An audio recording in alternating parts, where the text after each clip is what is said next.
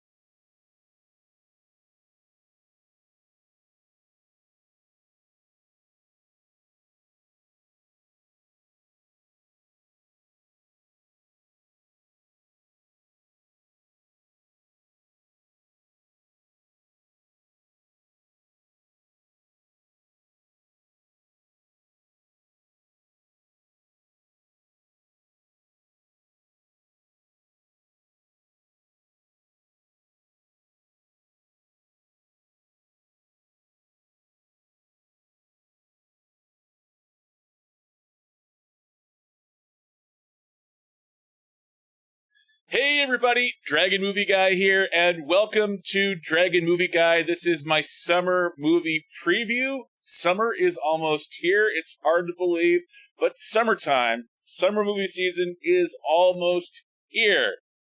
I'm almost crying. It's my favorite time of year to go to the movies. Joining me to talk about summer movie season is Cody Brockopp from the Brockopp Side. Cody recently monetized his channel. He's over 1,000 subscribers now for the Brockopp Side. He also does the IMAX Is It Worth It video reviews. So not just knowing whether or not it's good to go see the movie, but is it worth paying the extra couple bucks to see the IMAX viewing experience? Cody has you covered there too. So please, please, please be sure to welcome to Dragon Movie Guy, Cody Brockopp from the Brockopp Side. Hey Cody, how's it going? I'm good. How about you? I'm doing great. Thank you for joining me. Talking summer movies. Is summertime your favorite time of year to go to the theaters? Oh, absolutely. That's when all the exciting stuff comes out. And what's your favorite summer movie memory? Oh, favorite summer movie memory. I'm not sure if it's my absolute favorite, but I remember back in the summer of 2015 when Jurassic World first came out. That was like a big phenomenon, and it was like, and there were like showings that were getting sold out like over and over again. So that was an exciting time, and that was a really fun movie. Saw it like 3 times the theater that summer. It was one of those peak summer blockbuster moments, basically, which was really cool. That is a great summer movie, a great popcorn movie. Mine has to be the summer of '94. That was the year when we got Pulp Fiction, Forrest Gump, and Shawshank Redemption. Shawshank had come out that spring, Mm. and Forrest Gump I saw in theaters like 10 or 12 different times Wow. because I was working in a movie theater. So a friend of mine and I went to every single General Cinemas in the greater Seattle area and watched Forrest Gump in the summer of '94. So Wow. so let's go ahead and get started. Jump right into it. We're going to go two at a time. We're going to start with 15, 14 on down, alternate back and forth, counting down to our number one movies for summer movie season. So let's start with you, Okay. and we'll go with.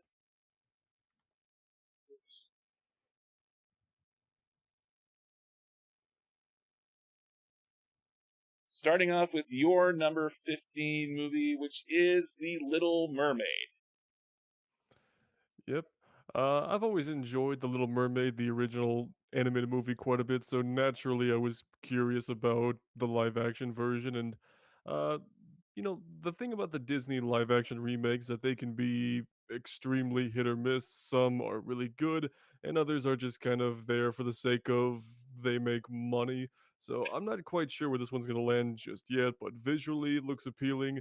Halle Bailey, I think she'll do a great job as Ariel, and also Javier Bardem as King Triton. I'm like, that's fantastic casting right there. I can't wait to see it just for him mostly, I think.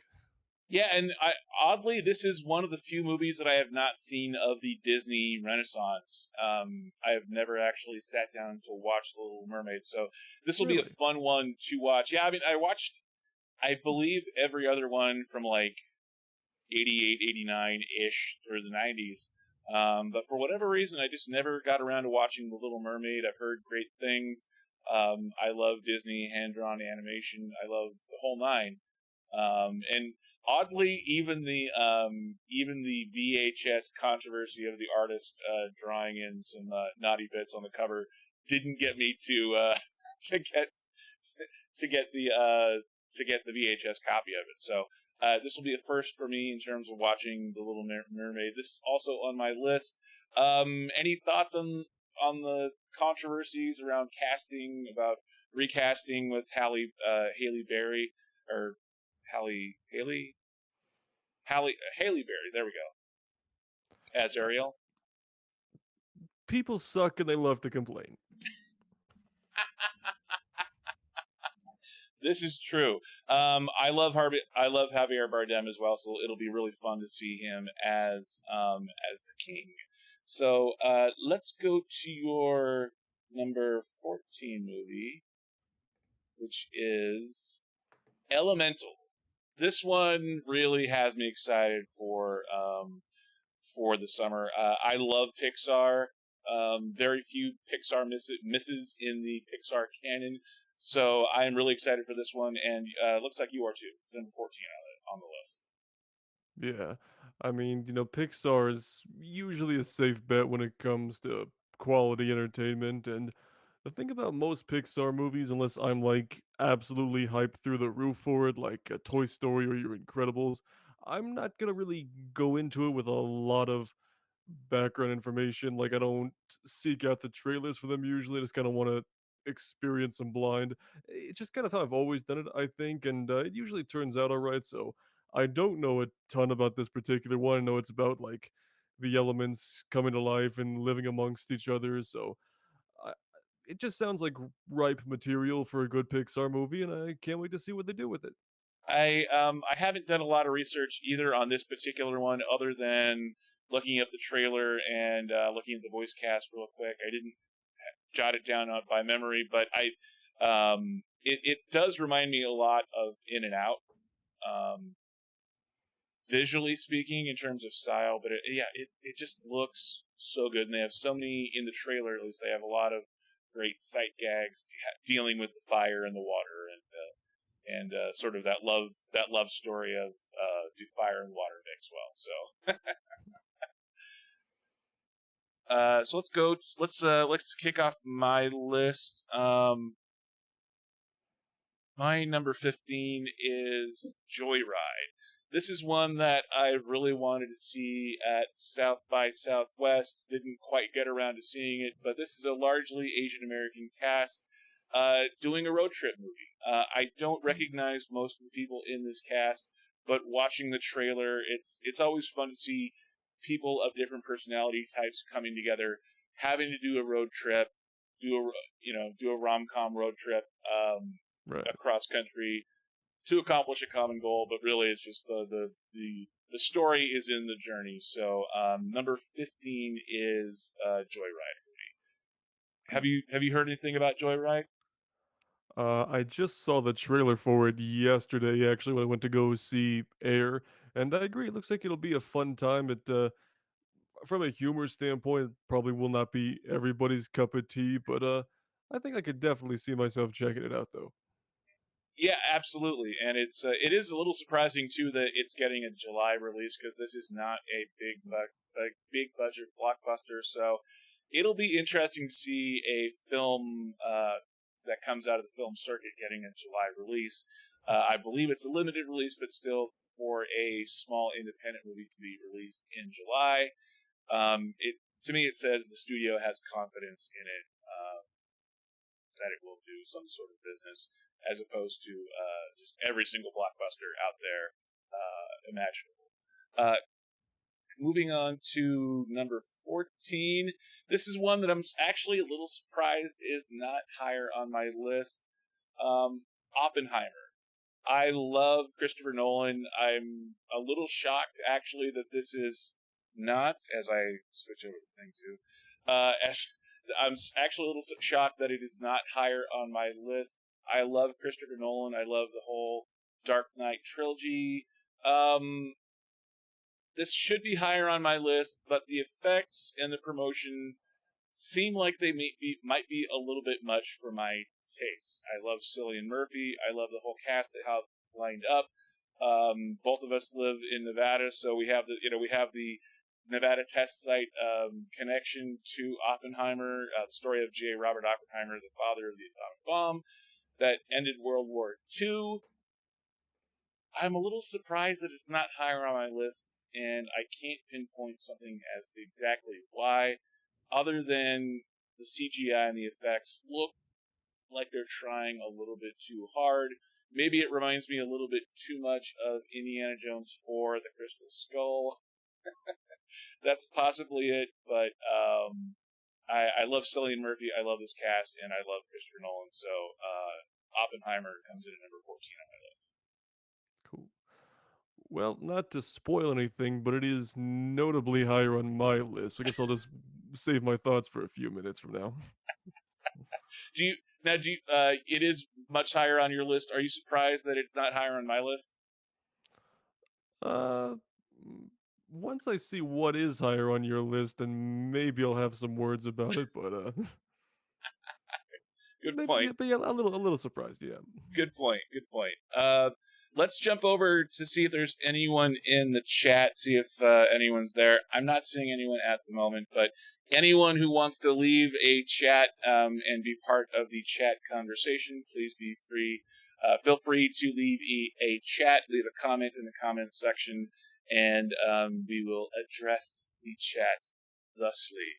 Going back to your number 13 movie is Blue Beetle. Mm-hmm. Blue Beetle, one of the DCEU films. It is technically part of the DCEU. It looks pretty good. The trailer, I was a little surprised they didn't have Ted Kort. They're going to go with Jaime Reyes as the main character in Blue Beetle. Your thoughts on Blue Beetle? We just got the trailer recently. Yeah, I mean, I think it does look really promising. The cast looks really cool. The suit looks fantastic. Blue Beetle's not a character I'm uh, super familiar with, to be completely honest with you, but the little bit I've seen of him in things like the Injustice games and Batman the Brave and the Bold animated show, I think he's definitely a character that's ripe for the live action treatment, so I can't wait to see what they do with him. And also, it's interesting because this is technically going to be the first entry in the new rebooted DCU. It's going to be uh, transferred over. It comes out right after the Flash movie's going to basically reset things. So that'll be kind of interesting to see how that plays out. And also, it looks like they're definitely. It's probably going to lead to some sort of Booster Gold team up in the future too, which is somebody that Blue Beetle teams up with a decent amount, which is something that I know a lot of people are looking forward to. But yeah, I'm always down to see a good superhero origin story, and I think this movie's going to deliver that. Yeah, I agree. It looks really good. It didn't make it onto my list just because of kind of the mess that the DC universe is right now. That James Gunn and Peter Safran having to kind of go back and hit the hard reset button on the so when I saw the trailer, I thought, it looks pretty good. I like the getting taken over by the Blue Beetle suit and flying up into space kind of evoked some of those. Avengers, Infinity War, Spider-Man memories a little bit. I like you. I don't know a ton about this character other than Ted Kord, who was also one of the Blue Beetle characters, was mentioned a lot in the Arrowverse. So it kind of surprised me they didn't go in that direction a little bit, but cinematic universes are completely different from the TV universes, obviously. So, yeah, I'm also looking forward to this film, although it did not make it onto my list. Let's go with your number 12, which is The Machine. Thoughts on The Machine? Well, I've been a fan of Bert Kreischer's stand-up comedy for a couple of years now. I just like listening to him talk and tell stories, and of course, the Machine story is his most famous one by far. So I'm curious to see how they take that story and kind of do a fictionalized continuation of it, say like 30 years later, saying what happens after that. And the trailer we got looks fun, incredibly stupid, but fun. And also, Mark Hamill is playing his father in this one, which I think he'll probably be the highlight of the movie overall. But yeah, I mean, it comes out Memorial Day weekend, I believe. So I think it'll be just a fun, nonsensical kickoff to the summer movie season. So. Yeah, and I when I saw this one, it's on my list as well. It's a little higher up. I was, for the first half, first minute or two, I was a little bit shocked because I didn't quite know what to think of the trailer. I thought, well, okay, is this a documentary? Is this a? And then it starts going sideways, and then you see Mark Hamill jump in, and the Russians and the mafia and this party machine from 20 years ago, and what is he doing now? I love the idea of this movie. I'm not familiar with Bert Kreischer's comedy. Is he a guy that does a lot of stand up and has Netflix or Comedy Central specials or? Oh yeah, he's got several Netflix specials. He's super popular right now. Basically, it's a lot of like drinking stories, just a lot of outrageous things he's done. His life story is supposedly the inspiration for the movie Van Wilder. Take that as you will. But he's like just like the ultimate party animal and just telling stories about life and crazy parties and things like that. But he's just a lot of fun to listen to. I think so. Nice. Yeah, I'll definitely have to check out more of his stand up comedy. I kind of recognize his face. Like I probably saw it flip. Saw some of his stand up flipping channels at some point or another, but nothing really comes to mind in my memory off the top. So, yeah, it is also on my list. And anytime you put Mark Hamill in a movie that opens Memorial Day weekend, it just seems like it's going to be epic. Definitely. Moving on to Strays is my number 13 movie. This is a CGI animated film. It's got a little bit of everybody. The animation's weird. It looks like they took actual real dogs and did the animation the CGI animation on the mouth, so that the dogs are talking like people, but it's real dogs on camera for the most part. The dog is a dog who's a cute dog that loves his owner, but quickly discovers that his owner doesn't love him as much as well. His owner takes him out and just kind of leaves him, and he keeps coming back for more. And then the story of the stray dog goes on to try and find a new family and does a little bit of a road trip himself. They have a lot of great voice talent lined up for this film. Will Ferrell, I believe, is the main character, doing the voice of the main character in Strays. So that this is one that it's animation, CGI animation, but it's also a lot of live action capture stuff. So the Strays looks phenomenal to me. So that's number 13 on my list. Oh, okay. Have you seen the trailers for this yet? Yeah, I saw that. Yeah, I did see the trailer. Yeah, and I've seen plenty of live action talking animal movies in my day, so it's something that I probably will enjoy. But it didn't make my list personally because the trailer didn't like. I don't know. It didn't really blow me away. I feel like my concern is that the whole shtick of the dogs are talking inappropriately is gonna kind of wear off after like 30 minutes, but. I'll give it a chance though, but it's not something I'm like, "Oh yes, must see now." Yeah, and this is one that it could very well be a dud. Obviously, Will Ferrell is in desperate need of a hit.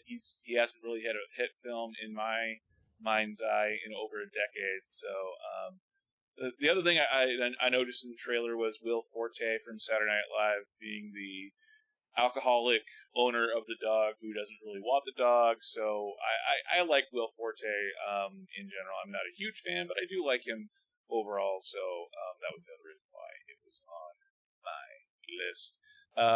My number 12 movie is Fast X, Fast and Furious 10. This is a film that is the beginning of the end, so to speak. I'm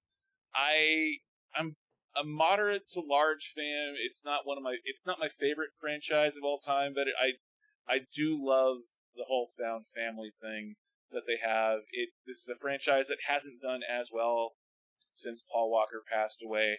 It feels like they just keep adding more and more stars that pop up uh, as a villain in one film and then team up in the next. So there's really no surprises there anymore. The only real surprise is will The Rock show up at all, even though they hate each other in real life. he's not listed on the IMDb page, but it's Vin Diesel. It's the entire Vin Diesel Fast and Furious family going around. We bring in Brie Larson in this one and a few other stars, but this is primarily the beginning of the end for the Fast and the Furious, Fast X. It does surprise me that it's not a little bit higher on my list, but I do love this franchise, and we're surprised. We're getting more of a family element with John Cena coming back from the villain in Fast 9 to being teaming up with the family in Fast 10. What are your thoughts on Fast X? Well, this is on my list too, just like a teeny tiny bit higher than you have it, so I'm looking forward to it. The Fast and Furious movies are just absolute junk food for your eyes, basically. Uh, Mostly it's just out of morbid curiosity because they went to freaking space at the end of the last one. So it's like, what are you gonna do next? Is just what I want to know. And it'll probably be much of the same, just big, dumb, stupid set pieces with cars doing things that cars shouldn't ever do under any legal circumstances. And but the supporting cast with Jason Momoa, Brie Larson, that definitely intrigues me. And I guess they're working on wrapping this stuff up. So I don't know. It'll be fun to go see on a big screen. That's all I can really say about it, I think. Any thoughts on finally meeting Dom's mom? Wait, really? I think it was his mom. It's either his mom or his aunt. The actress from the original West Side Story. Oh shoot, I'm blanking on her name. She won the Oscar. She was the Here We All Live in America.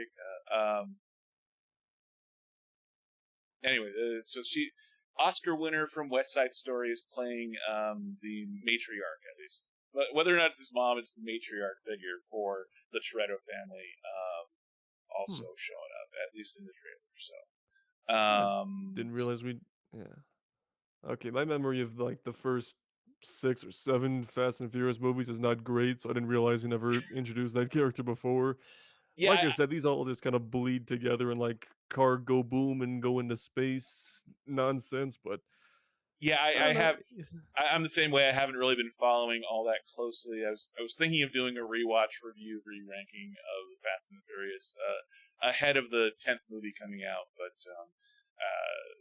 it's fun. It's not nothing's going to win an Oscar here, but it is a fun flick to watch during the summertime. Yeah, I'm gonna be in Mexico when it comes out, so that should be exciting. Where are you going to Mexico? Uh, I forget the name of the city, but it's a nice area. I'm looking forward to it. Just visiting family for a few days. Nice, very cool. I'll have to sneak away to the theater at some point to watch the movie in Spanish or something. Nice. Oh, and we have a few comments in the comments section. We got Eric Thorpe reviews. Hey Brian and Cody, did I miss Guardians Flash in Indy 5 or Oppenheimer? We talked about Oppenheimer at number 14 on my list, but the others are still to come. And the Lego Movie as well. Yeah, I don't have a Lego Movie on my list. I can't remember whether. What Lego movie? Yeah, I don't remember if there is one this But lost in the reel, Sean. Hi, hey Brian and Cody. Hey Sean, thanks for tuning in. What's up? Hopefully this is all coming through well. I'm trying to add more things as we go along, so hopefully we can have this interactive element to the live stream as well. Going over to going back to Cody's list. Cody, we're going to your number 11, which is the Haunted Mansion. Ha ha ha ha ha. Tell me about the Uh, Haunted Mansion. well, I've been to Disneyland many times throughout my life. Always enjoyed the ride itself. There was the 2003 Eddie Murphy Haunted Mansion movie, which most people aren't in love with, but I've always had a soft spot for it. But I think there's definitely more they could do with the attraction itself. Disney has not been super successful with translating their rides into movies beyond Pirates of the Caribbean, but I'm always just that little bit optimistic about them because I like the concept of turning these rides into movies. Eventually, they'll have another proper hit on their hands. I promise. But I mean, the cast looks cool. Owen Wilson, Tiffany Haddish, I believe Danny DeVito's in there as well. Lakeith Stanfield, I believe, is also in it, and yeah, I think it'll be a good time. Hopefully a little spooky too, and hopefully a lot of fun references to the ride for all those Disney Parks fanatics out there, and we'll see how it goes. Yeah, I also saw this trailer. It's not on my list, but I it does look a lot of fun. I love Lakeith Stanfield, so whenever he's attached to something, whenever he's attached to a project, that grabs my attention. I do have to admit, the Disney rides being turned into feature films category hasn't been great. I did not see the first Haunted Mansion, but Not many people did, I Tomorrowland, don't think. but Tomorrowland was such a train wreck. The George Clooney movie from a couple years ago. I was really looking forward to Yeah, that one. It kind of, I do love the Pirates of the Caribbean franchise, but that Tomorrowland kind of poisoned the water a little bit, poisoned the well a little bit for me for Haunted Mansion.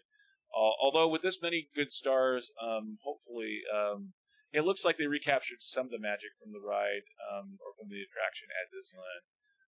I do remember going to see going through the Haunted Mansion ride at Disneyland way back when, and that was a lot of fun. So yeah, hopefully this will be a good film. yeah, definitely. Uh, but yeah, kind of forgot about Tomorrowland. It's one of those ideas You're versus better off. execution side of things, but yeah, You're it's a better off. shame. I hope if this one's successful, we'll maybe get a Space Mountain movie finally. I think there's a lot you could do there, but I feel like they gotta get to that eventually. They did Jungle Cruise 2 years ago, and the Pirates well is kind of dried up. So like they gotta do that eventually, right? I don't know. That would be awesome, and I would be shocked if they're not working on a Space Mountain one. And the fact that they have not done a Space Mountain one already is it's stupefying a little bit to me that they would do a Haunted Mansion movie adaptation remake before doing the Space Mountain one. Just thinking about it off the top of my head. Yeah. Moving on to your number 10. Oh wait, we kind of missed one there. Sorry. Going over to my number 12. Oh, sorry. My number 11. I'm going back and forth, aren't I? I said I was going 15, 14, 13, 12, 11, 10. Did I do your number 10 yet? No, I was just about to do that. Yeah, sorry about that. No worries. It's a Um, repeat anyway, so this will only take a second. yes. Fast X. Yeah, Your what a number. coincidence. Yes, your It's Fast number X is 10 your on my number 10. list. tell me about Yeah. tell me about Fast X. Let's see. Just to give you the cliff notes, junk food for your eyes. They went to space last time. Brie Larson looks cool. I don't know how they made Jason Momoa look so damn ugly in this movie, but I'm hoping his character is still cool. But Just give me all the random physics-defying car action, and you'll have my money, I guess. Yeah, Don't bring back Paul Walker in CGI, though. Damn it, oh, no. yeah, and Don't do that.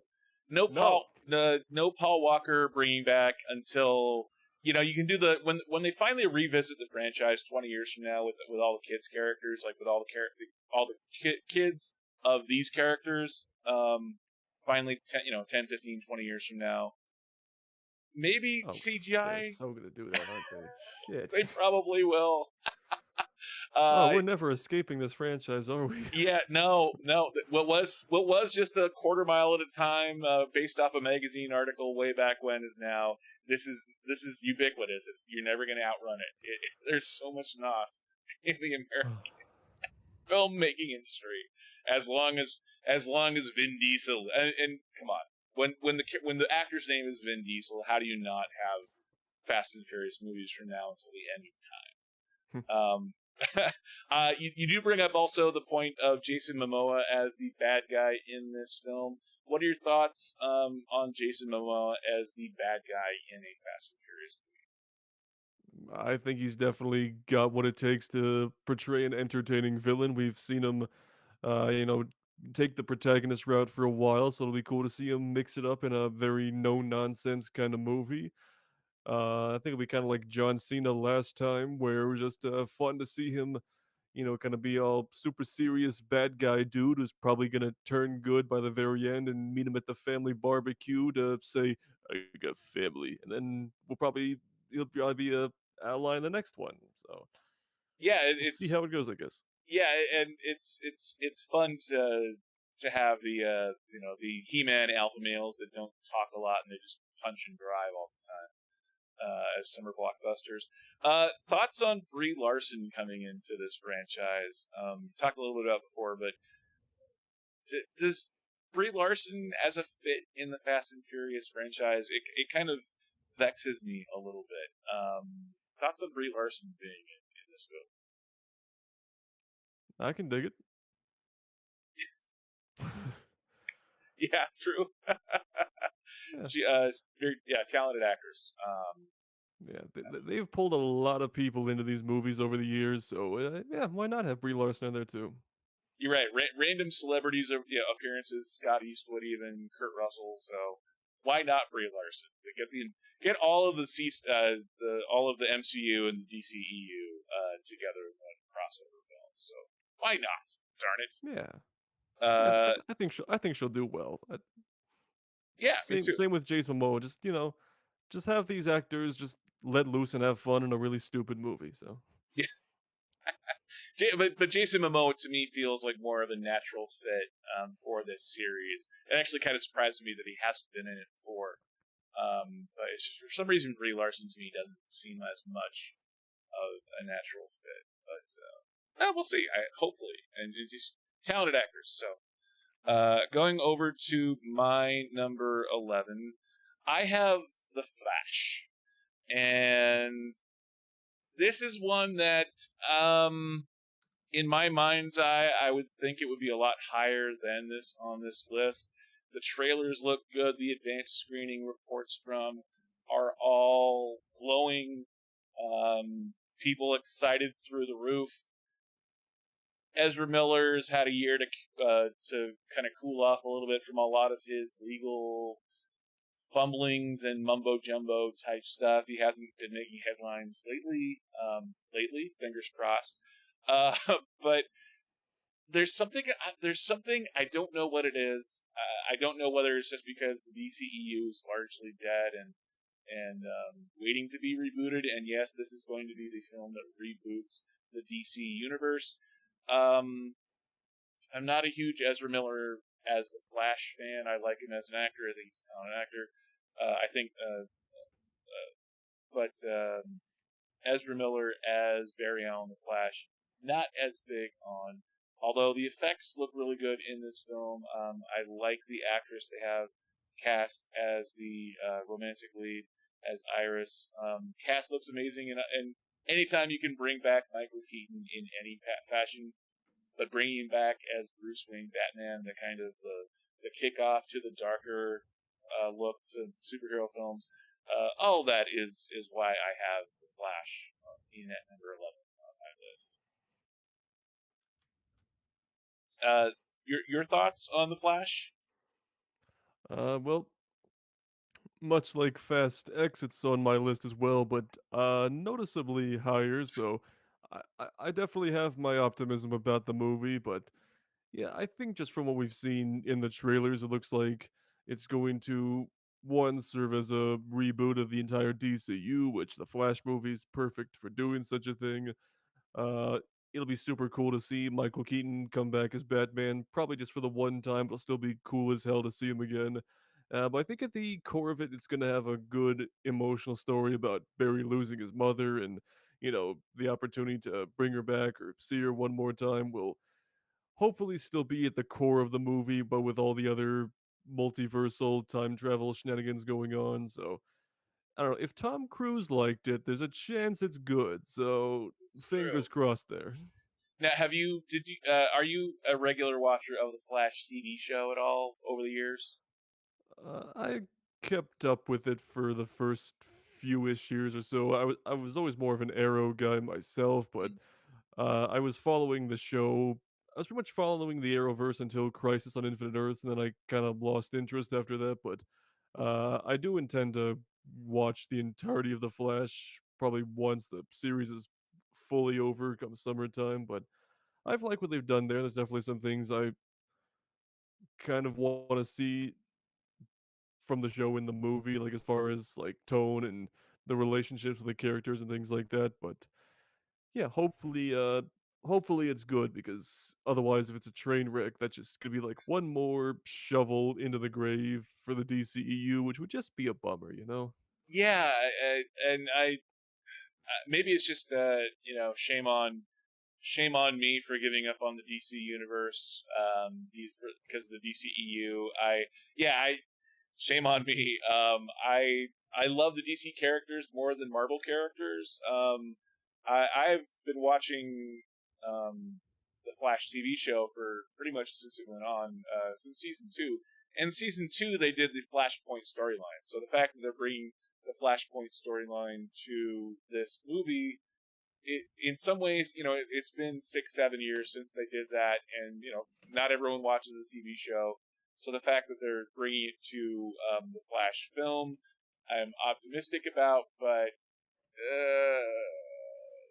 something about it feels off. I don't know what it is. I don't know whether it's the two Ezra Millers.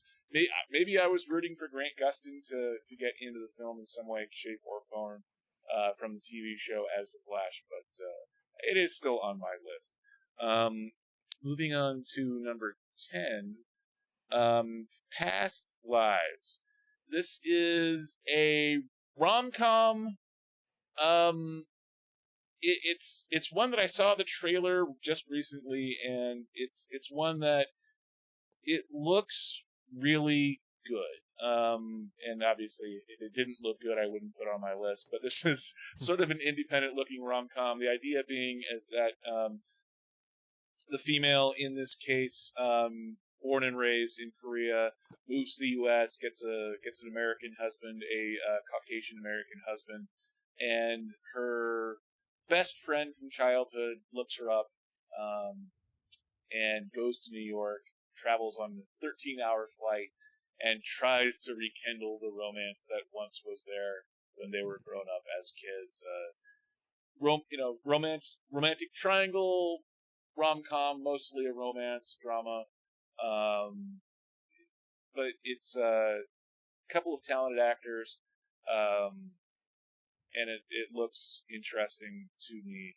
I'm brain farting a little bit on this entry, but if you watch the trailers, it looks like it goes from a place of, yeah, clearly this guy is coming around the world for something, but I'm not going to stand in your way, to, oh, all of a sudden this is going to be a thing.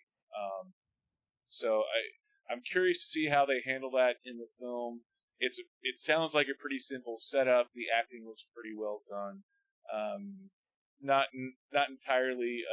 There's no CGI explosions or anything. It's just a romantic story, and seeing will they or won't they, and seeing what the love triangle leads. in this film. Any thoughts on Past Lives? Have you seen the trailer for Past Lives? I have not. I think I've heard about it a tiny bit on Twitter, maybe, but I know nothing about it really. So I'll take your word for it, and hopefully, if you give it a glowing review, maybe I'll have to check it out. So don't disappoint me. Yeah, it comes out June 2nd. Man, I am brain farting a little bit on this entry, so please forgive me, everybody. I am forgetting a little bit on this one, but Past Lives, it grabbed my attention enough to make it onto number 10 on my list. Let's take a look back at the chat.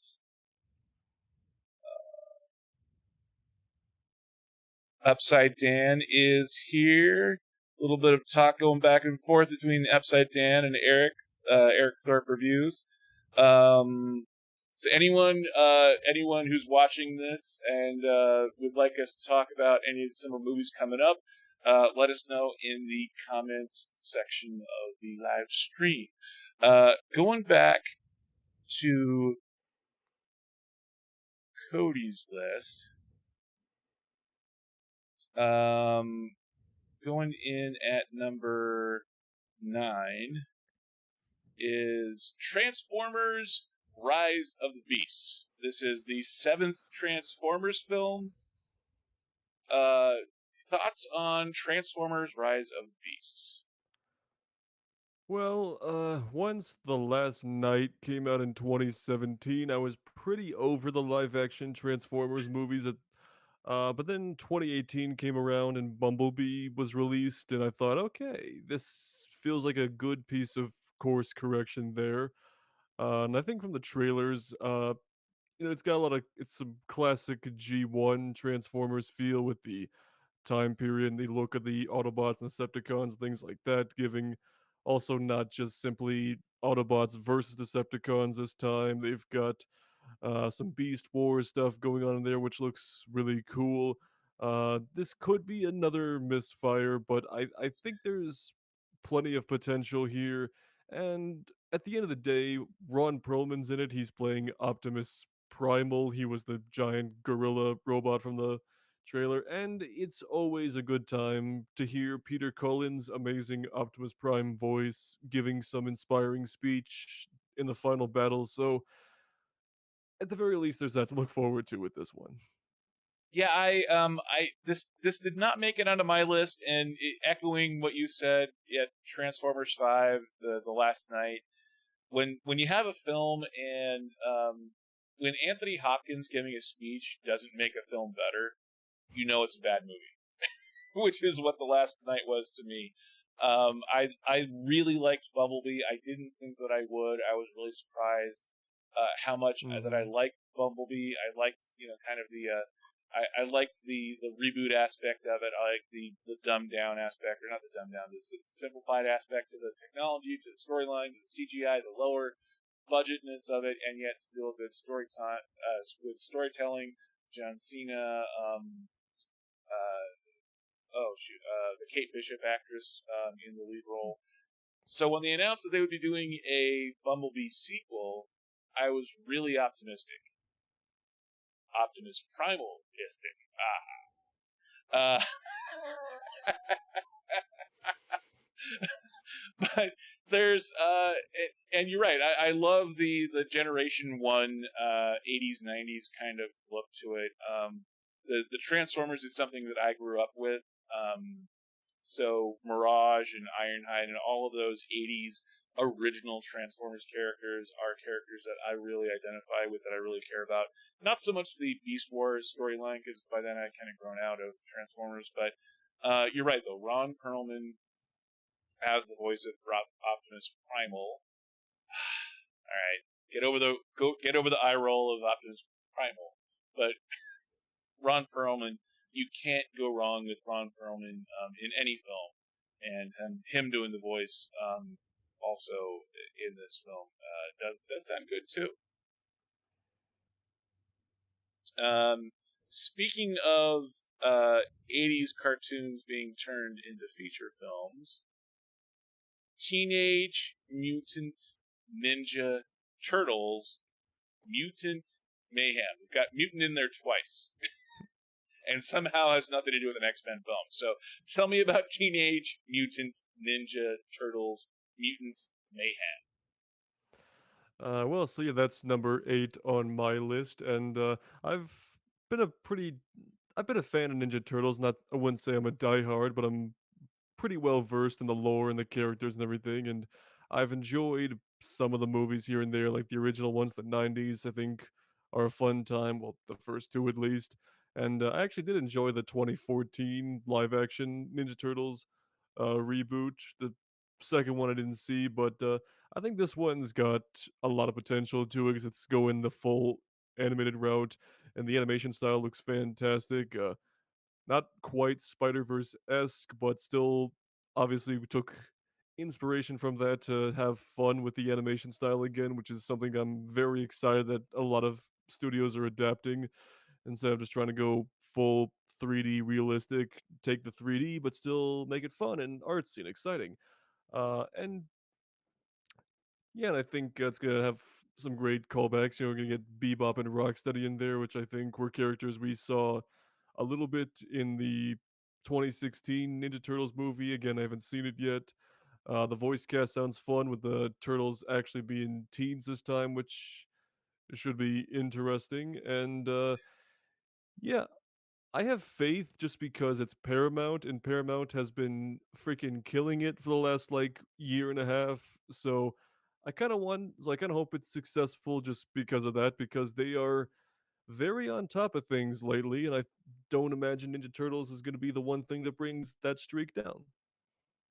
Yeah, I think I saw the Megan Fox TMNT movie from 2014, 15, whatever, which one that was.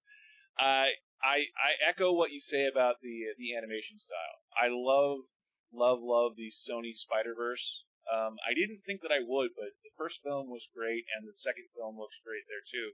So I'm actually kind of shocked that this is the first film, at least that I can remember, that someone is picking up the mantle of that animation style, where it's not Pixar style, it's not really hand drawn, it's not really live action. It's inspired by that Sony Spider-Verse thing. So it's Well, well, Puss in Boots did that, and also Mitchell's versus Machines. They have a similar oh, idea of let's not make it realistic, let's make it 3D but still make it fun kind of thing. But yeah, it's very much a new wave of animated films, which I think is going to lead to some even more exciting and visually incredible movies. But good point about those two films. I have not seen Mitchell's versus the Machines or Puss in Boots, The Last really, Wish or The Last Life.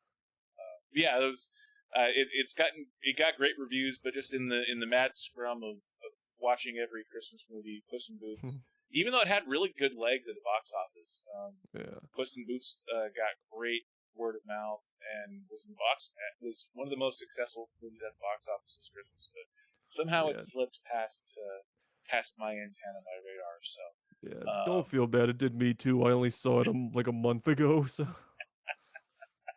I was like, very oh crap. I yeah. was too busy with Avatar. Now there's a Puss in Boots. Oh, whoops. This is also one that it's if I remember right, it's coming out in August. Mm-hmm. Any trepidation over summer blockbusters being pushed to the August part of the calendar? Not particularly. June and July are jam packed as it is, so they gotta fit somewhere, and gotta have some couple bigger, more fun movies before school starts back up. And I think Ninja Turtles is perfect for that. Perfect. Yeah, I, that's a good point too. That you bring up about the voice cast for TMNT, putting the teenage back in Teenage Mutant Ninja Turtles, as opposed to just having adults voicing teen characters left and right, as usually seems to be the case. Moving on to my number 9. Um, this is, I don't quite know what to make of this film, but anytime you have Michael J. Fox attached to a project, this is still a Michael J. Fox movie. And Oh. this is a documentary. It's following Michael J. Fox's life as he realized he has Parkinson's and all that entails with his career, and it's got some behind the scenes shots of Back to the Future and a lot of the other movies and TV shows he was working on in the 80s and 90s. It looks like it will be a somewhat intimate look at how he handled the decision to go public with a what ultimately will be a fatal disease. Hopefully it won't be, but he's lived with it for a very long time. But that was when you think about movie stars and stardom and how ephemeral fame can be, the decision to go public when he did, I believe at some point when he was doing Spin City in the early 2000s, was one that was, you could tell that was not an easy decision to make, and it was something that he had wrestled with for a long time. So I'm hoping that we're going to get a lot of insight into that decision for him to go public, and interviews, interviews obviously with Michael J. Fox, but also with his wife and his co-workers, co-stars in different films over the years. And it's Michael J. Fox. I love anything Michael J. Fox. You put a J in there, they put the Michael J in there for Alex P. Keaton, and I love Michael J. Fox. So there's something about this trailer that grabbed me. The documentary of it all. The yes, we know that he eventually would go public with the knowledge of him fighting this disease, but there's something compelling about that struggle, that inner struggle, to go public with something like this. So Michael J. Fox, still a Michael J. Fox movie, is number 9 on my list. Have you seen the trailers for this movie? I have not yet, but I'm definitely interested in as well because I've kind of kept up a little bit with his public journey about dealing with Parkinson's over the last, several years or so. And, it's very heartbreaking in a lot of ways, but it's very inspiring too, especially when you hear about him actually doing better as time has progressed, but still not perfect. And, it's a shame he has to go through that, but I think he's definitely been a very positive example about how to deal with this kind of thing. And he's somebody that, like you said, I love Michael J. Fox as well. He's been a part of my childhood in so many different ways and throughout my entire life too. So I can't wait to see more of that story unfold in this documentary. When does it come out, by the way? It comes out May 12th. Yeah, theaters or streaming? Um, Theaters, I believe it was limited. I'd Oh, have to look at my notes again, but I okay. believe it was limited release. So if it is limited release, hopefully we should be getting it in theaters here. That'd be nice. But I can't remember for sure off the top of my head. What's your favorite Michael J. Fox movie of all time? Back to the Future. Dumb question. Yeah, Easy pick. Uh, yeah. but Mine you know too. what? There are certain people my age that would attack me for saying this, but I've always liked him as Stuart Little as well. Oh, okay. I've never Yeah. seen that one. I remember seeing the trailers for it, but Stuart Little. Was he the voice of Stuart Little in that film? Mm-hmm. Nice. Yeah, it's Okay. a live action CGI hybrid type thing. He voiced Stuart in that one. That was my first introduction to him as a kid, and then went on to watch Back to the Future and Family Ties and everything like that too. So that was my gateway drug into the further filmography of Michael J. Fox. So That's a good way of putting it. Yeah, Michael J. Fox. Yeah, there's you can't go wrong with Michael J. Fox, or if you do, then you're doing something really really wrong with the film. yeah. My number 8 film is What's Love Got to Do with It? With this is a love story. It is kind of told from a British point of view. We've got our Pamela Anderson star. Um, Pamela Anderson star. I'm brain farting again. She plays a British a British woman in her 20s, 30s. Falls in love with her. Kind of falls in love at never site. Kind of has a will they, weren't they quality thing going on with her neighbor. Her neighbor is Pakistani, not Pakistani American, but Pakistani British, and he goes through an arranged marriage sort of thing from his family, where his family wants him to get married. He's not married as of yet. He's already made it into his 30s. He's a doctor. So we follow her as a documentary filmmaker, following him go through the arranged marriage process. And in the trailers, we see that the potential bride on the other end is not exactly thrilled to be going through the arranged marriage thing as well, but her family is pressuring her as well. So I am. This is one that it kind of jumped off. It jumped off the screen to me. It not an obvious choice, but after doing my April video with Sean, he kind of with Sean Jackson from Lost the Reel, he kind of got me opening up my eyes to British films more. So this is kind of the first one that I saw the trailer for coming up. This is a movie that comes out May 5th. Yeah, it's just whenever you get a woman, or whenever you get an actress that is capable of playing both Pamela Anderson and Cinderella, and being in a Beatles movie, seeing her in a rom-com without the rom, it's intriguing.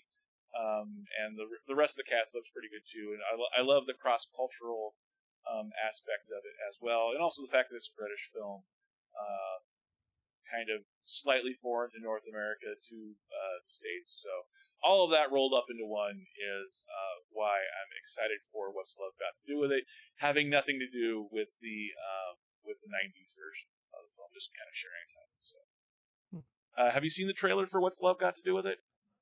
I have not. I've not really heard much about it. That kind of movie's not really my cup of tea, if I'm being completely honest with you. But the way you described it definitely sounds like it could be good, though. So maybe I will have to check it out at some point.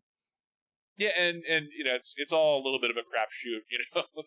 Sometimes trailers don't end up reflecting the movie honestly, and sometimes they do too good of a job, and the movie is nowhere near as good. So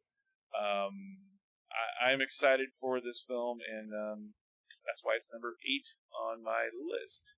Let's take a look back at the chat. Looks like we've got a few people in the chat.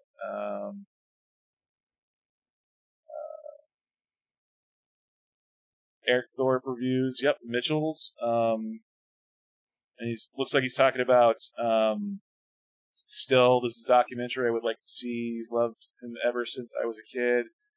Actually, more for Disney's Atlantis than Back into the Future. Okay, interesting. Atlantis. There we go. For favorite Michael J. Fox. Interesting. I have not seen Atlantis, Eric. But that does sound like an interesting one. So that's cool as well. Have you seen Atlantis? Uh, I not in like 20 years probably. But That's I have not seen it myself either. So going back to your list, Cody, we are at number 7. Number 7 on your dial. Barbie. She's a Barbie girl. It's a Barbie world. Margot Robbie as Barbie. Yep. Yeah, I think this is just one of those movies where everybody involved has got me intrigued from the get-go. I mean, of course, Margot Robbie is Barbie, and like, okay, perfect casting. I got you there. Then you got Ryan Gosling as Ken, and then just rounding out the cast with so many other variations of Barbie and Ken. You got Michael Cera in there, Dua Lipa, uh, and a few others that I'm drawing a blank at the moment, but that looks great. And Greta Gerwig behind the camera, she's somebody I'm a big fan of her directorial efforts, especially Lady Bird. That's my favorite of her movies. So when she got attached, I'm like, okay, this movie's gonna be something pretty interesting. And just seeing the Barbie world in the trailers, everything being all hot pink and vibrant and colorful, like a Barbie commercial come to life, really sounds interesting. And how it's gonna be her and Ken going into the real world and having that fish out of water story, which is something that was, a little more prominent 20-ish years ago, but it's something you got to bring back every once in a while. And yeah, I think it's got the potential to just be a really good time, and I'm here for it. Yeah, I, I, I echo what you say about Greta Gerwig. I'm a huge Greta Gerwig fan, but when I think of Greta Gerwig, I think of indie films and Oscar hopeful type films. I don't generally think of summer blockbuster toy lines being turned into movies, Mattel products on display everywhere. So when I heard that they were making a Barbie movie, it kind of I rolled my eyes a little bit, like, all right. And then that first trailer came out that was calling back to 2001, and just that juxtaposition of Barbie with all-time classic sci-fi 2001, the boom boom boom boom, that whole thing. And then you start seeing some of the cast photos and seeing you're right, and seeing Margot Robbie and Ryan seeing Ryan, see that whole cast. Simu Liu is also playing a Ken character in there, and when you see the recent trailer that was just released for it as well, yeah, it looks like everybody and their brother is involved in this film. It looks fun. It doesn't look like it's gonna try and be something that it's not. It looks like it gets it in the sense of humor that they're going for, and everyone going, "Really, a Barbie movie?" It does. It just looks fun. I think you nailed it on the head right there. It looks fun. Yeah. And again, the fact that somebody like Greta Gerwig is attached means this is gonna be something. It's not just gonna be some corporate money printing machine, or at least hopefully not. I don't know. I could be totally wrong, but comes out the same week as Oppenheimer, so that'll be the greatest double feature of all time right there. Yeah, perfect counter programming, counter viewing options going to the box office. That is funny too. The idea of the father of the atomic bomb and Barbie Yeah, so hitting big screens at the same time. yep. So we're gonna go from I have become death to hey Ken, let's go to the beach in like less than an hour apart from each other. So it's gonna be quite the day for that. And part of me wonders too, and I don't know whether it's going to be in there or not, but the Barbie song. Come on, Barbie, let's go party. Oh, They've said that's not gonna be in the movie. no.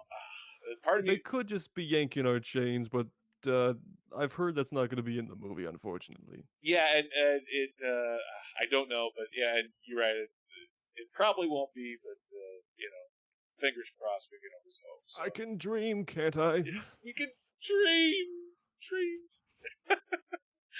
um, going from your number 7 to your number 6. This is Number 6.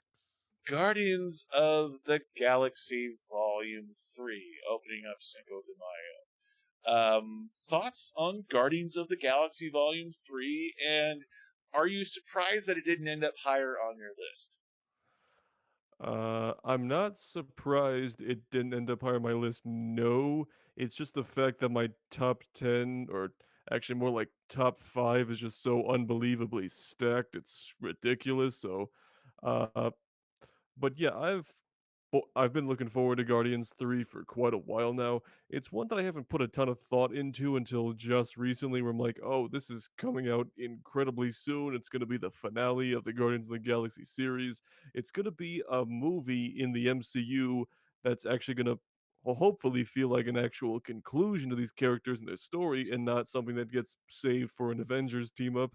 So I think that'll be a nice change of pace. And also James Gunn, his vision for these movies and this part of the MCU has just been phenomenal all around. So I can't wait to see what he does to wrap everything up.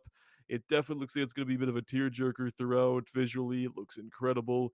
And I think this is definitely above all the MCU movies and projects. This is probably going to be the most special at the end of the day. And I think it's going to look fantastic in IMAX as well. So the theater experience will be a good one. And yeah, I can't wait to see it, even though it's probably going to be an emotional roller coaster. So will you be doing an IMAX review for Guardians of the Galaxy Volume 3? Hell yeah. I can't miss it. I had to miss two for personal reasons last month, so I gotta do it this time. I might be going to the IMAX marathon though for all three movies because I think that'd be cool. So there might be three Guardians IMAX videos, but I haven't decided yet. So don't hold me to that. That would be awesome. The idea of seeing all three Guardians of the Galaxy movies on the big screen in IMAX, again, seeing them all kind of back to back to back. I love the idea of that. So Yeah, wouldn't get home till like 3 in the morning, but it'd be worth it. it's true. Yeah, dragging butt the next day, but totally worth it. My number 7 film is Elemental. It's Elemental, my dear Cody. It is. This looks like it's Pixar back to business as usual. Pixar's had some missteps the last couple of years. Yeah, ever since the Chris Pratt film right before COVID hit. That film it was decent, it was good, but it wasn't great.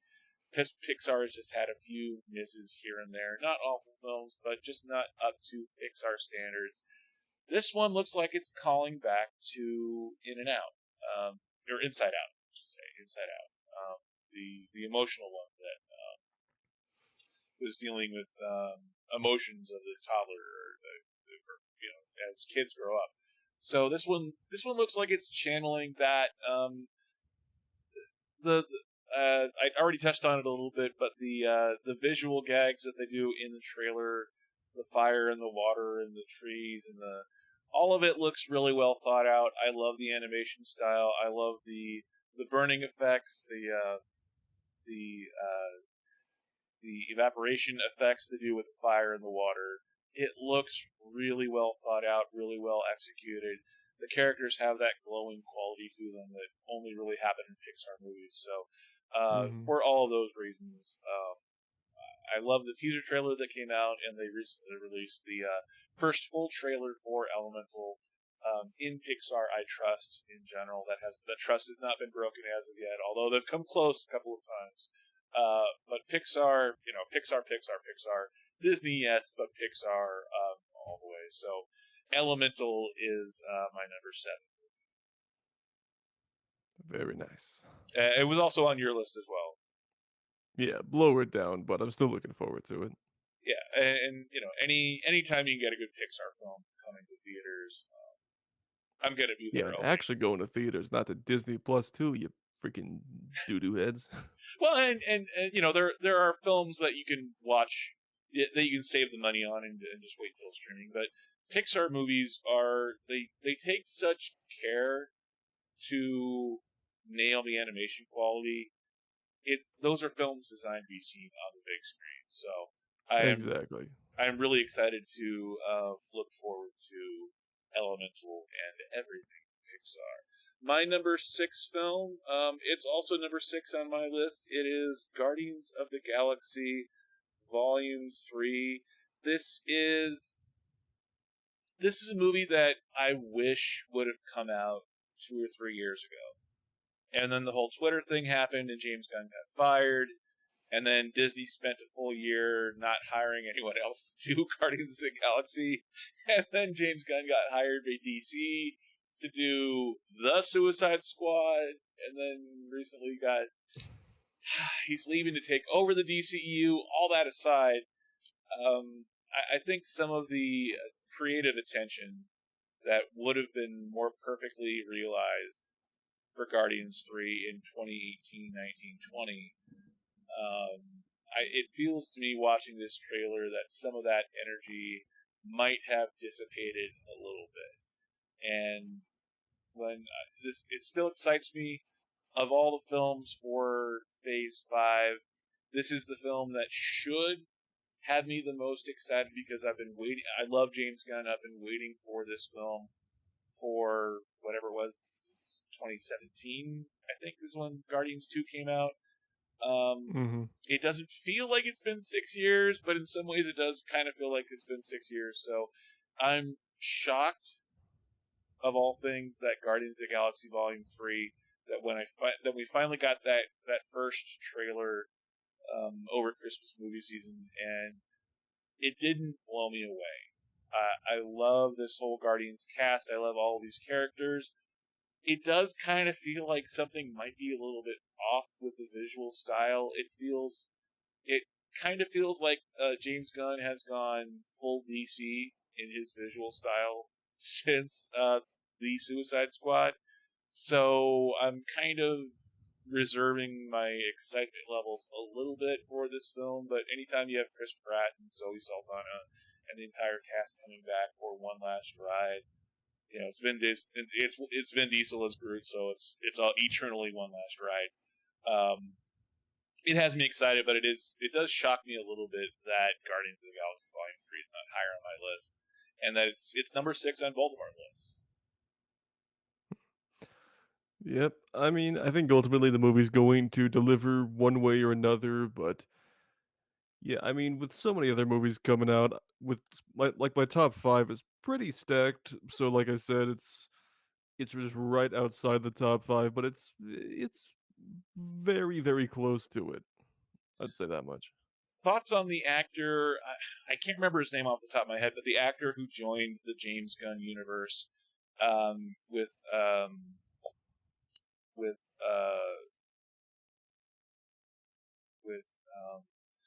the John Cena show when joining in this film. He's doing the Ghost, not the Ghostbusters. He's the guy with the stretched out face. Mhm.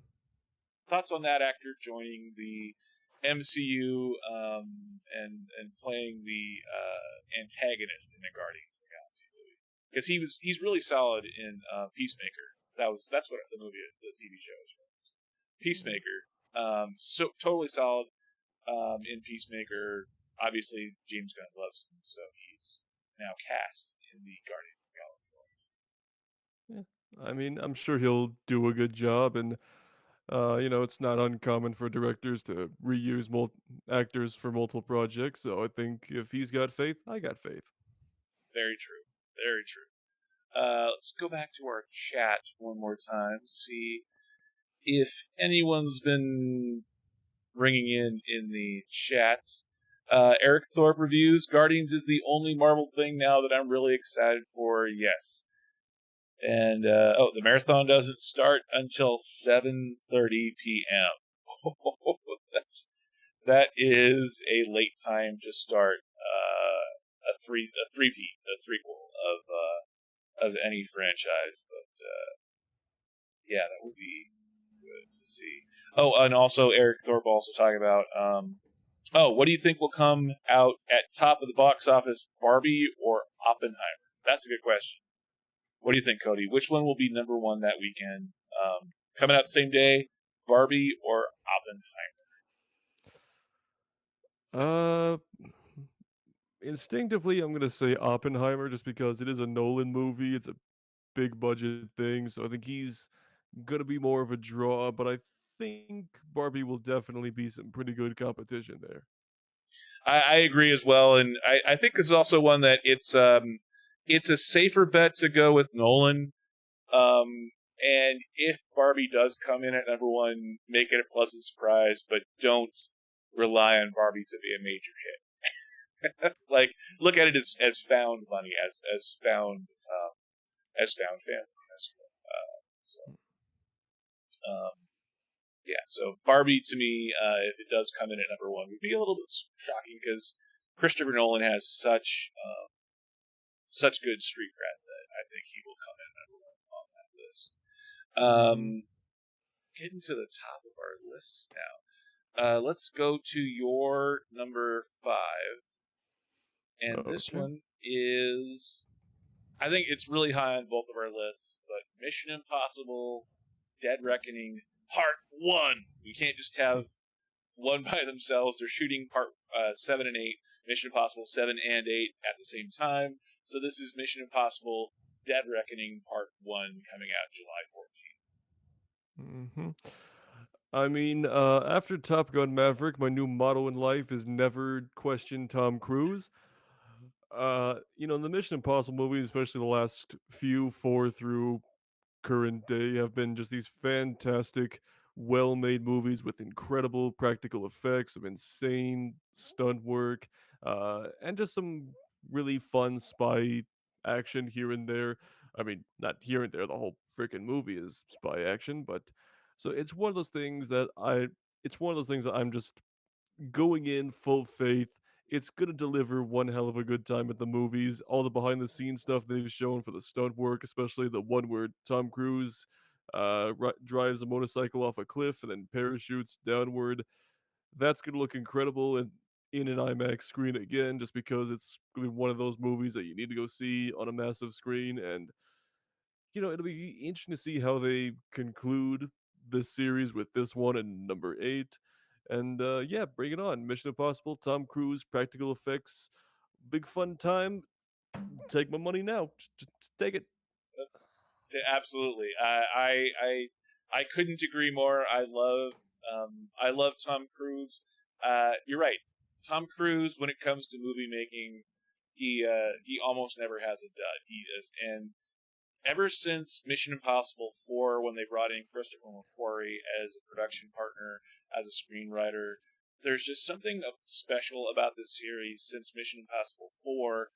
The first three Mission Impossible films were fun too, and when they first started doing this Mission Impossible series back in the 90s, they looked at it as one of those things where it could be a Tom Cruise vehicle that he could come back to every 4 or 5 years and work with different directors every time. So Brian De Palma in the first one and J.J. Abrams in Mission Impossible 3.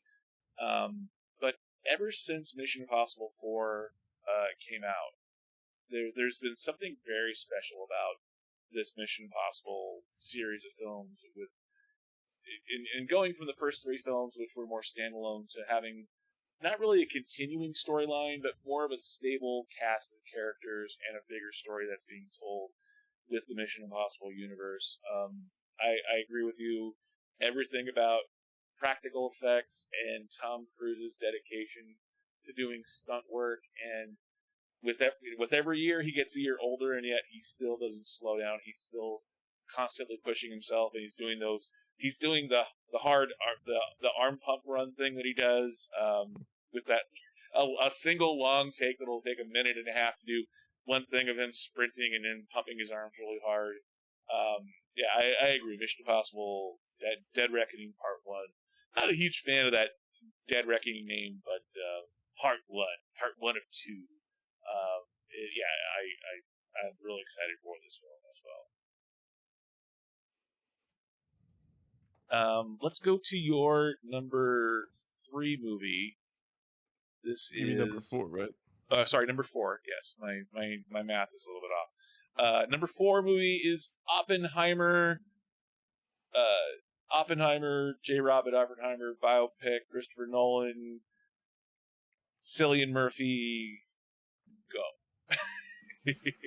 Well, first of all, Christopher Nolan, pretty much anything he puts out, I'm gonna go see regardless of the source material.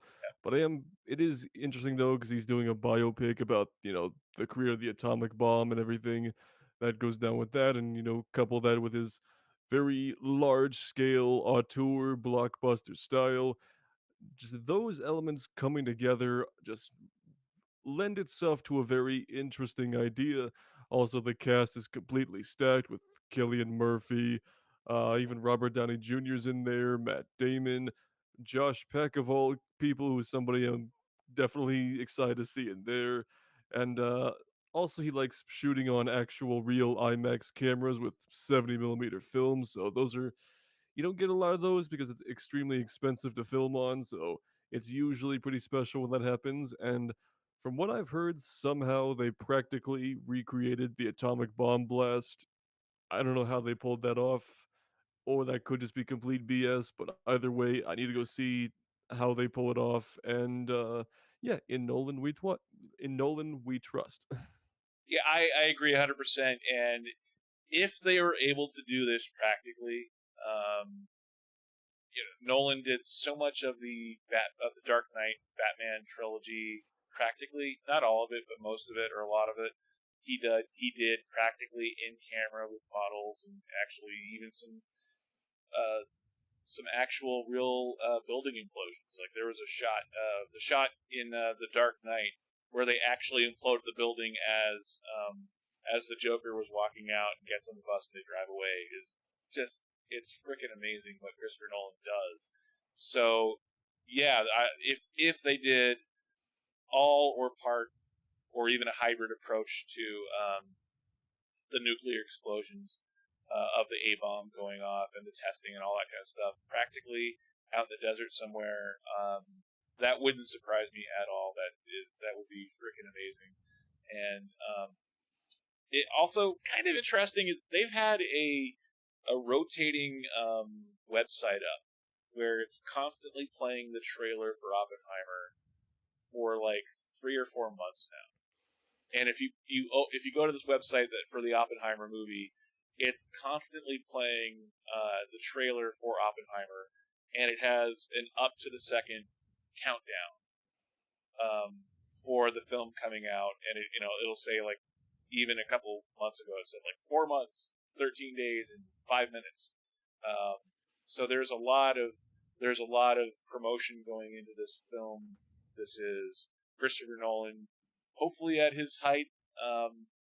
It looks amazing. I'm a little surprised that it's not higher on my list. I'm not shocked it's number 4 on your list, but this film looks amazing, and I have nothing but high hopes for Oppenheimer. Yep. Can't wait to see that. Going to my number 5 movie, it is The Little Mermaid. This is one that I'm kind of surprised that it's this high up on my list. Like I did not What see do the you mean? original. You wrote the list. I did, yeah. It's but it's one of those where I sat down and I watched all of these trailers for this summer back to back to back to back to back. It took me a couple hours to get through all these trailers.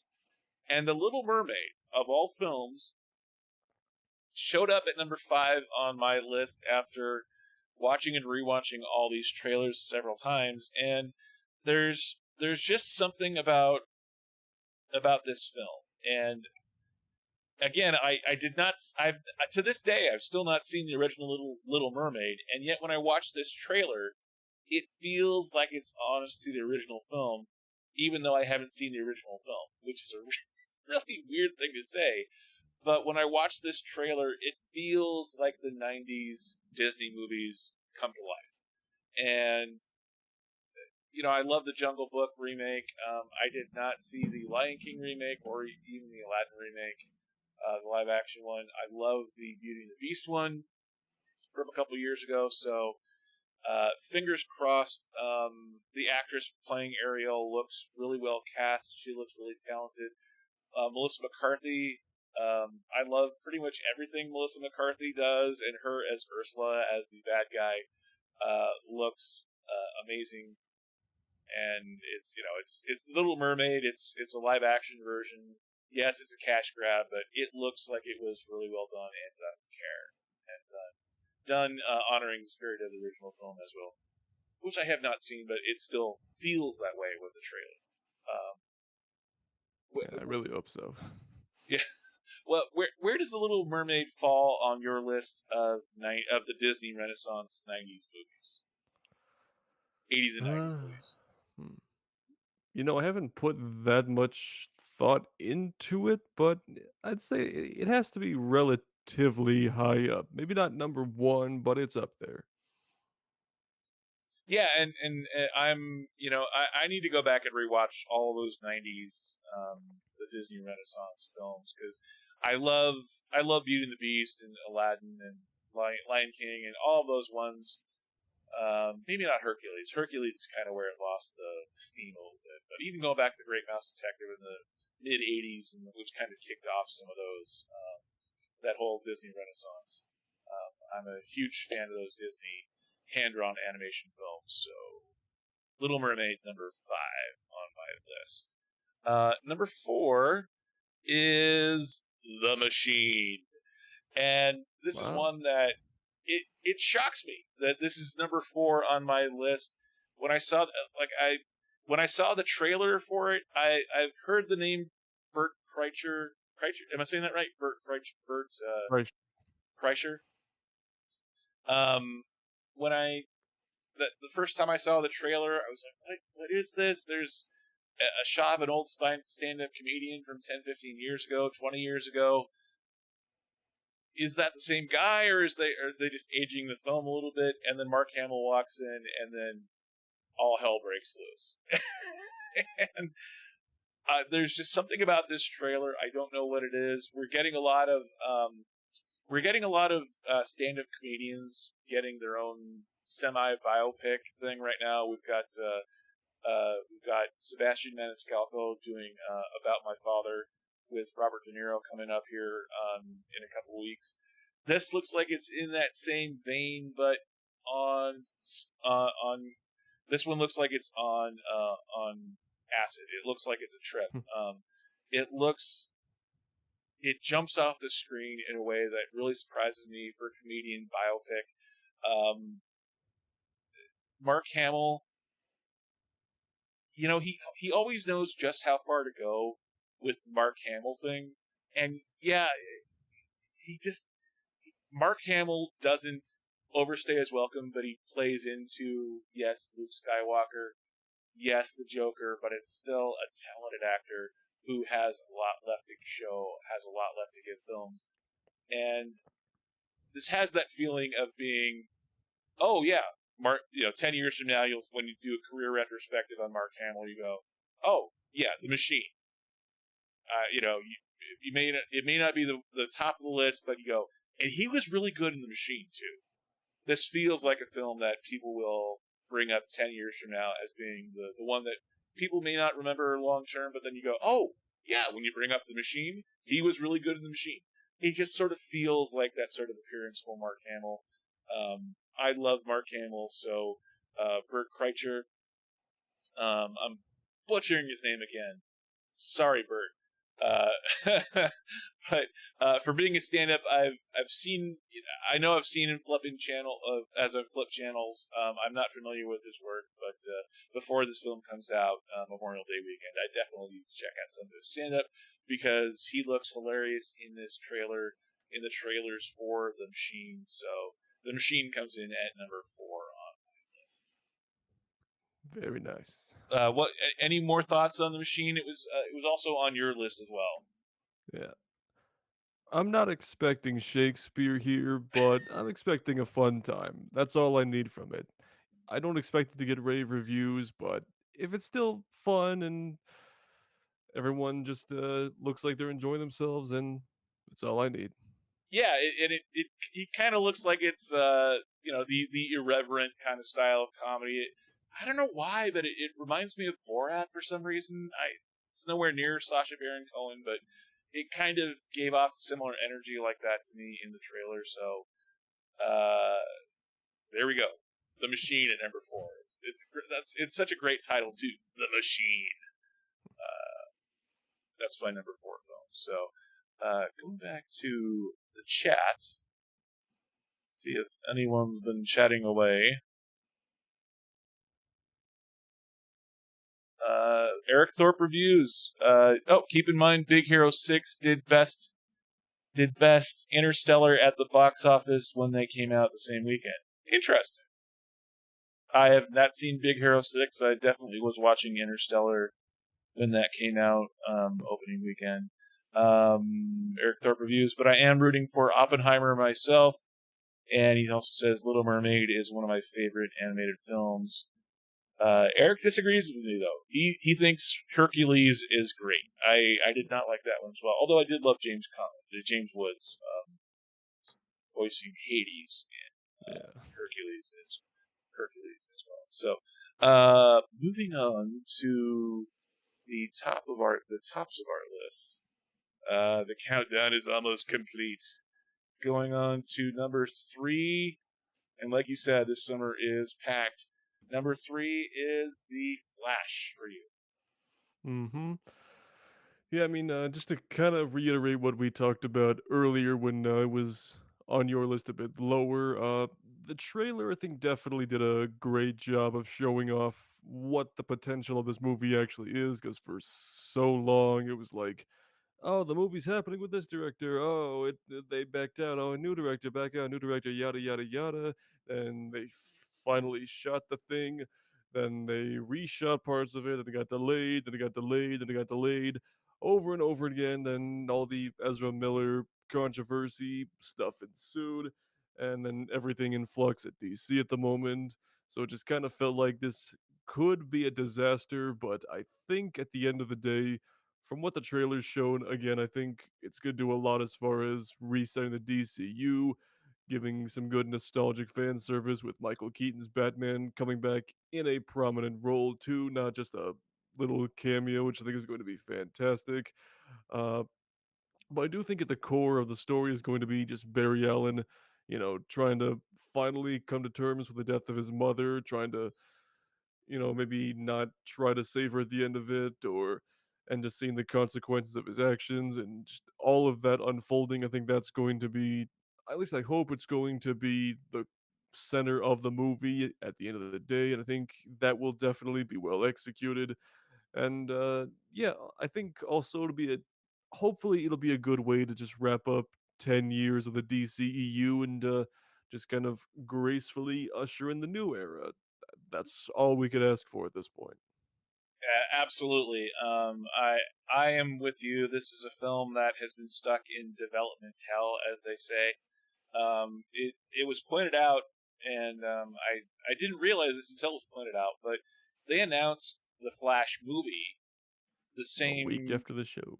Yeah, and to think that the Flash TV show has been on the air for 9 full seasons and will come to an end before this movie even airs, um, tells just how much of a development hell the Flash has been through, and all of the DCEU as well. So the fact that they're rebooting the DC universe with this film, it's a really good choice to do that. Flashpoint is a great storyline. When they did Flashpoint in the TV show during season 2, I was a big fan of that storyline and the way they approached it as well. So hopefully that proves to be a good omen for things to come. Love the cast for this film, and again, Michael Keaton coming back as Batman. You can't go wrong with Michael Keaton. There's just something about Michael Keaton, and the fact that we never got a third Michael Keaton Batman movie. I love those '90s Batman films, but I wish we would have got a third Michael Keaton Batman movie. And the fact that we never did, hopefully this will be a nice close to his time in the cowl. Yeah, I think so. Yeah. Your number 2 movie, Yep. also high on my list, Spider-Man Across the Spider-Verse. Yes, with this and my number one, if either of these movies are bad or disappointing, I'm gonna be very unpleasant for the rest of the year. I'm just gonna say that right now. You've been warned. Because the first Spider-Verse movie, I love, love, love that movie to death. It's just the perfect combination of everything, basically. It's pays tribute to basically all eras of Spider-Man, animated and live action. It tells a great emotional story about, a new protagonist, Miles Morales, taking up the mantle as Spider-Man and, kind of setting himself up for greatness by doing that. The animation style is amazing. The editing, the soundtrack is incredible. Which, by the way, the soundtrack I listen to on a regular basis for the last 4 years. It's incredible. It's one of those movies where it's one of those I can say is just an absolute 10 out of 10 amazing A plus movie. So now we've got a sequel where there's some pretty big shoes to fill, but I'm confident they will do so because it's opening up more of the Spider Verse. There's hundreds of new Spider Men we're gonna see. some great callbacks. Like there's the Insomniac PS4 Spider-Man, which is probably just like a tiny cameo, but also, we get Spider-Man 2099 in there, which is a fan favorite. And at the end of the day, I think it's going to be visually incredible. The sound, the characters are going to be great, but I just hope that Miles' story will have a good, satisfying continuation and just make sure that he is still the focal point of it, which I think it will. I just hope they don't get too wrapped up in the spidery fan service this time around, which with so many spider people, who knows, but I have a lot of faith they're gonna pull it off, and I just can't wait for another one of these movies. Like, my body is ready, just inject it into my veins right now. Get the central line ready. Have 100% pure Spider-Man ready to go. Exactly. I'm not even joking. Yeah, neither am I. It's funny. When they announced that the first Spider-Man Into the Spider-Verse film, it did nothing for me. Like I like the idea of Miles Morales. I'm not a comic book reader, but I like the idea of kind of mixing it up a little bit and introducing a character like Miles Morales, get a little bit of diversity in there, but also kind of expanding on the Spider-Man universe and giving new stories to tell. And then when I finally saw this film, or the first film in this trilogy, wow, the animation style. I did not think that I would like the animation style, and then when you see it on the big screen, especially in 3D, the animation style pops. There's just something about this, Mhm. about the care that they took with the animation style. It's whatever the best realized version of that they had going in for this animation style for Spider-Man, it worked. Like, and and as far as the vocal cast too, anytime you can have Adam Carolla playing a Spider-Man character, and then seeing that it's the black and white film noir version of Spider-Man, that just had me from the get go of the first film. The trailers for this second film, it it looks like, yeah, they're expanding the universe. They're going across the Spider Verse. That's a good way of putting it. It's a very apt title. It looks like. I am not a comic book reader, so I appreciate all of the attention to detail that it looks like the filmmakers have done, looking up all of the different Spider-Man and Spider-Man animation styles and different iterations of Spider-Man. Obviously, Spider-Man is one of the most popular superheroes of all time, so the fact that there's a Spider-Verse, a whole Spider Universe out there, doesn't surprise me, and it looks like they've mined as many different characters, versions of Spider-Man from that Spider-Verse as possible, and put them in this film. I am also very excited about Spider-Man across the Spider-Verse as well. Sorry, kicked my camera a little bit. I was so excited about it that I kicked my Hmm. camera. Going to my list. Spider-Man also on my list. This one comes in at number 3. It's one that could have easily been number 1, but doing all the work, it comes in at number 3. I'm a huge fan of the first film. James, the guy from the New Girl, Jake Johnson, does Yeah. such a good job. Shamir Moore as Miles Morales. It looks like most of the cast is returning in some way, shape, or form. But yeah, it's also seeing Gwen Stacy as Spider Gwen. Huge fan of her from that first film. So yeah, I just already said it all. More thoughts on Spider-Man Across the Spider-Verse, Cody? Um, I can't wait for it. And again, if it disappoints, I'm probably just gonna go live in the mountains for the rest of my life. You'll never hear from me again because I will not recover from that level of disappointment. I'm probably setting myself up for failure right now, but I don't care. I can't wait. Yeah, and the fact that they're making both of these sequels at the same time, we see that every once in a while with live action films. We saw it with Back to the Future 2 and 3, The Matrix 2 and 3. We're seeing it with the Avatar 2 and 3. But you don't really see a ton of animated films go that route. This initially was across the this initially this was a part one of two. That because they're producing both of these Spider-Verse sequels at the same time. So we should get ending the Spider-Verse. I forget the name of the third one, but they switched it the Beyond the naming. Spider-Verse. So which one? What'd you say? It's Beyond the Spider-Verse. Beyond the Spider-Verse, even better.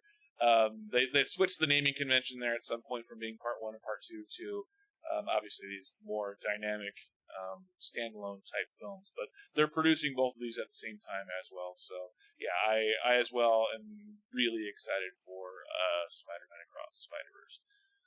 My number two, or my number two film, Indiana Jones and the Dial of Destiny.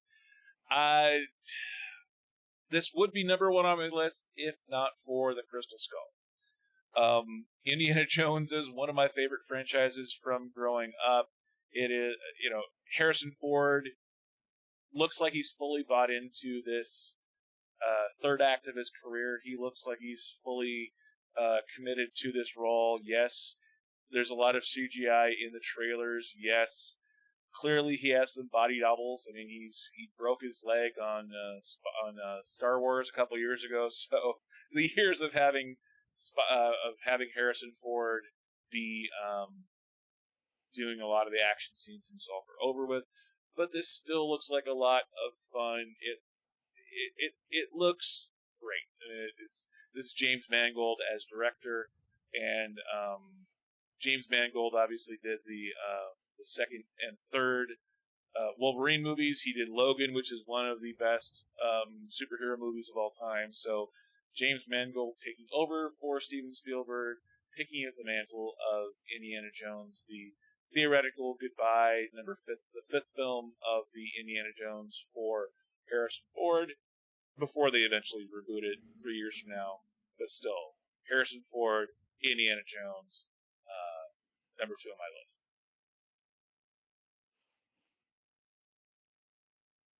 Thoughts on Indiana Jones? We're at my number one, right? Yeah. Well, well, you might want to get to the number one, Yeah, then okay, I'll yeah. elaborate because We'll jump to your number one, because that is next anyway. Your number one, and when we did our top films for the year, you had Indiana Jones even as the number one movie you're looking forward to all year. So, yep. talk to me about Indiana Jones and the Dial of Destiny. Great name. Okay, well, where to begin? I think I elaborated on this a bit when we did our most anticipated stream, like in January. Indiana Jones, like when the fourth movie was coming out, I think just me and my cousins and my friends were all just like at the perfect age to be introduced to the franchise. We were all like 9, 10 years old. And, getting to watch the movies for the first time ever, it was just like this. It was an incredible experience, and just getting to see, just getting lost in this world, and going outside in the backyard with our fedoras, pretending to play Indiana Jones and things like that. And then, getting to, just get so part of it was just like a great bonding experience too, but also just the fact these movies are so fantastic with Steven Spielberg, George Lucas, Harrison Ford, these great practical effects, some great stunt work, uh, just these very well made summer blockbuster movies that should be more the standard, but I think we've kind of strayed away from some of that a bit. I'm more positive when it comes to the fourth movie, but that's a discussion for another day, or we could be here all night.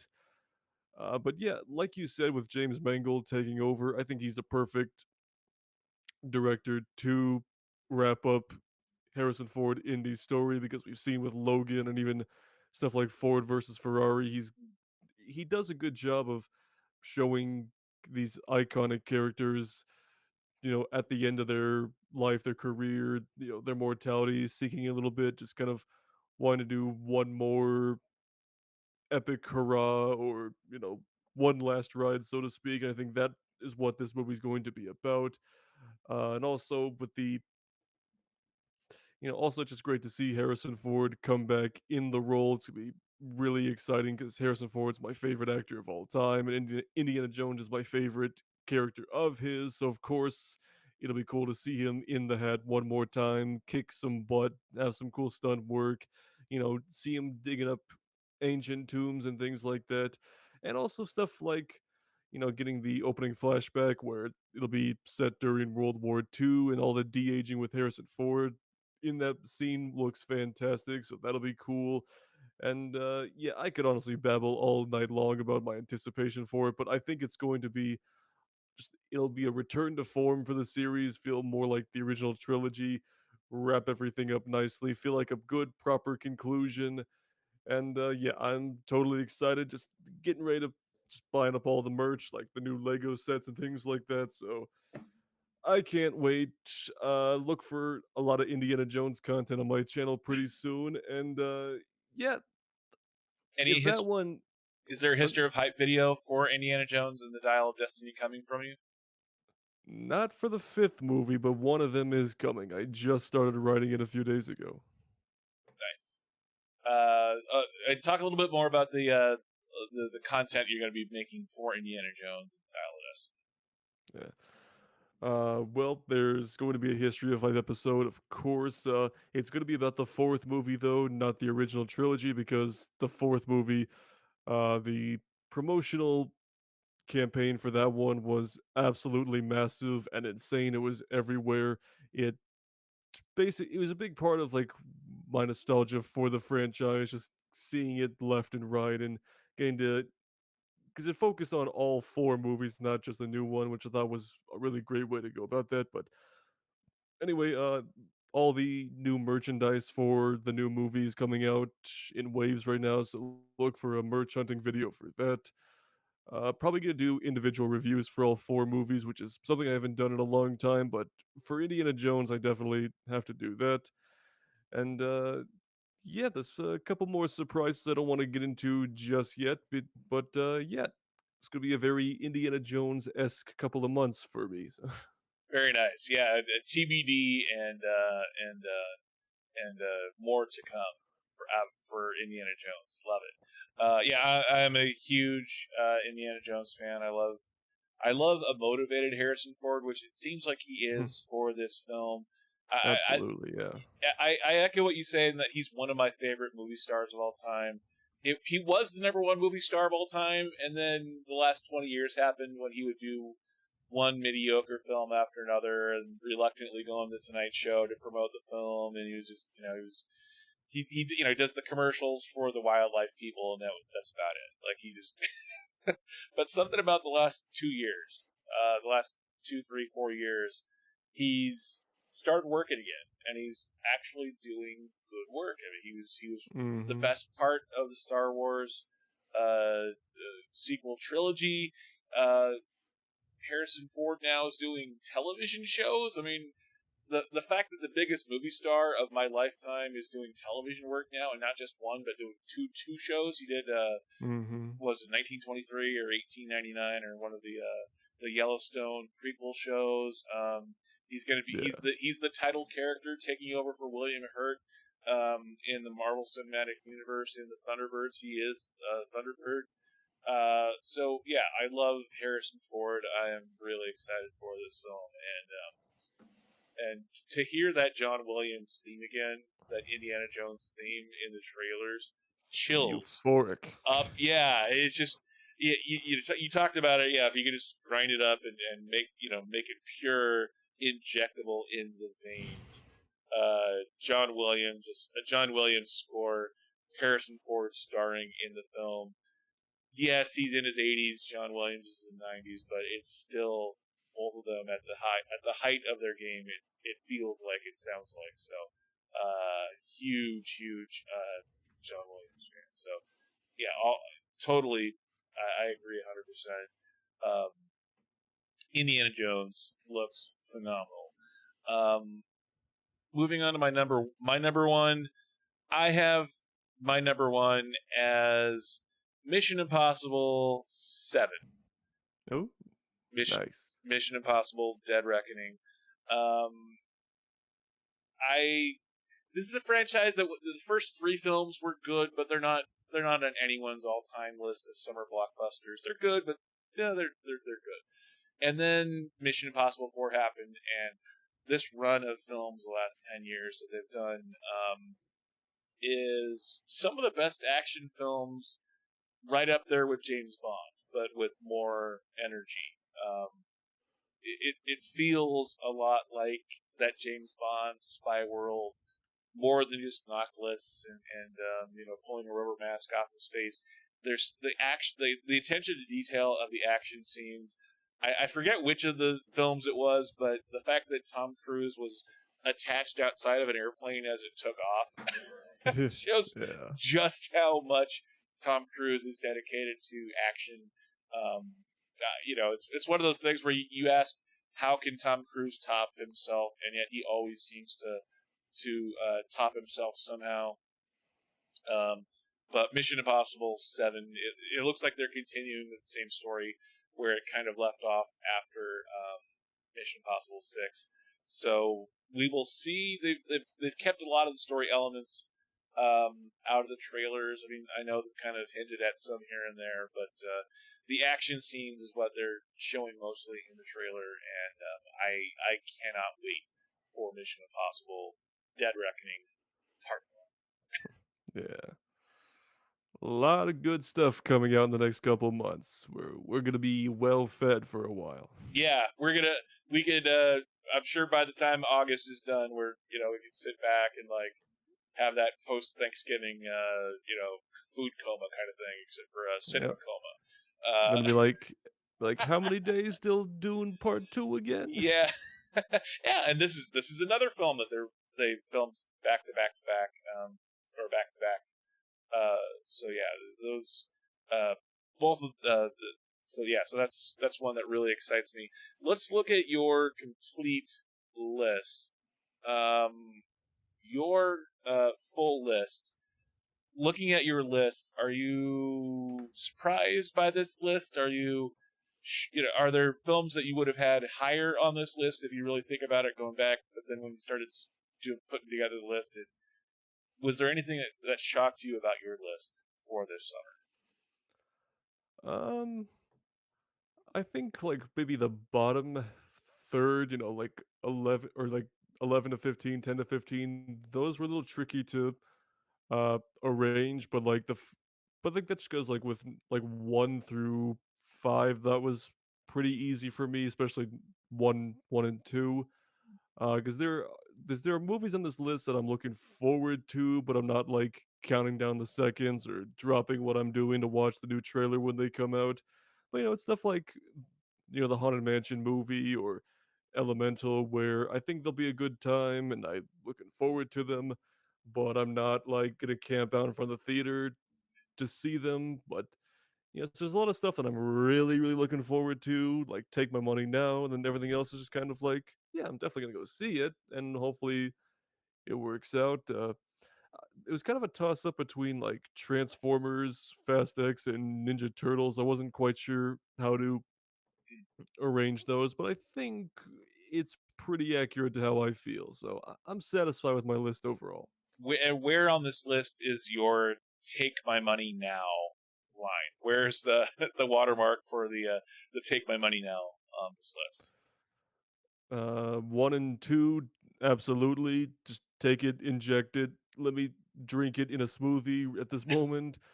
Uh, the Flash is almost there, but not to the levels of Spider-Man and Indiana Jones. Oppenheimer, Mission Impossible, those are almost guaranteed to be great theatrical experiences and well-made movies. So of course, I can't wait. So top 2, but it kind of extends into the top 5 as well. Gotcha. And pulling up my list, I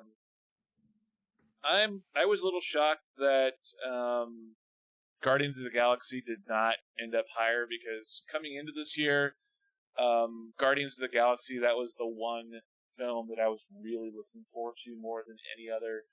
And then for whatever reason, just so many other films kind of rising to the top, and then the trailers kind of underwhelming. The first teaser trailer in the suburban neighborhood with all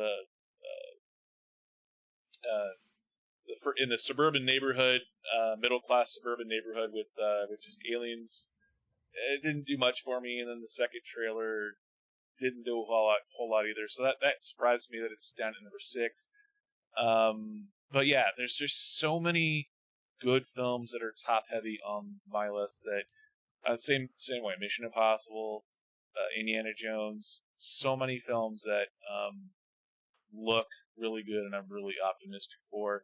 And a little bit lower on my list, the fact that I have some rom-coms on here, some romances, past lives, What's Love Got to Do with It, shocked me a little bit that they made it onto my list. But I went through every single trailer that is out now for the summer movie season, and there were some films like that made it onto my list. So it kind of surprised me a little bit, but it is a really solid summer blockbuster season coming up of a little bit of everything, it looks like, quite honestly. Yeah, and I think last year was a pretty stacked year as far as movies go, but I think this is a good competition. Yes, absolutely. It should be really fun, really fun to look at. And going back to the chat one last time as we wrap up, Eric Thorpe reviews. Do you guys think there's any chance Christian Bale's Batman, or at least his Bruce Wayne, shows up in The Flash? I Not at don't all, no. think so. I haven't heard anything about him showing up. I would love it if it actually happened, but I think that he was so done with the role when he was done playing the role that it hasn't enough time hasn't passed yet for him to go back to the role.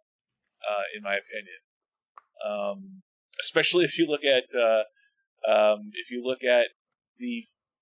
first film that he did afterwards, being the David O. Russell film where he shows his gut for the whole first scene is about him with the comb over hair and showing the gut and showing how out of shape he got on purpose. I think he's just sort of done playing Batman for a while. But he was just so iconic in that role. It would be fun to see him back. Eric Thorpe reviews. It's weird. I love the first Spider-Verse movie, but my excitement is kind of mild for the sequel. I think I have Spider-Man fatigue. LOL. Yeah, we've gotten a lot of Spider-Man movies the last couple of years. I haven't gotten to that point yet where I'm Spidey'd out. I love Spider-Man. It's one of my favorite characters. But fortunately, yeah, no, and fortunately, all the Spider-Man iterations have been good. Thankfully, no Spider-Man 3. Your thoughts, Cody?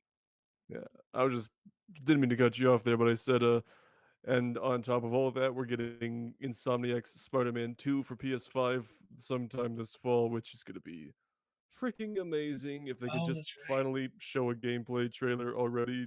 Everybody in the community is losing their flipping minds right now, but that's going to be a fantastic game. I can't wait for that. Is that the one they've been showing commercials for the last couple of weeks? Hmm? Is that video game, the Spider-Man video game, the one they've been showing commercials for the last couple of weeks? They haven't really done a whole lot of marketing for the game yet, so I don't think so. Okay. But it's coming this fall, and Tony Todd is voicing Venom, which is going to be super cool. Nice. Talk about great actors with great deep baritone voices, and Tony Todd. Yeah, he does a phenomenal job. Eric Thorpe reviews. Until the trailer for The Flash came out, Indy 5 was my most anticipated of the year, so it's a close second now. It's going to be special.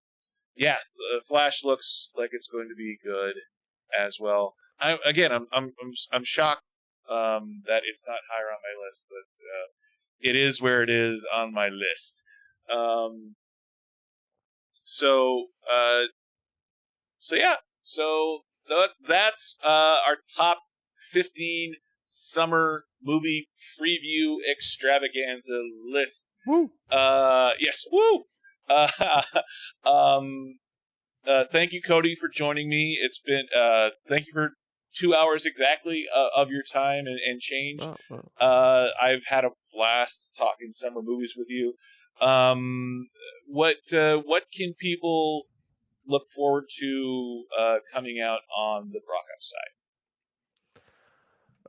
Well, good question. Well, Renfield comes out this week. Hopefully, we'll have some sort of review for that, whether it be a short one or a long one. I haven't decided yet. Got to see the movie first.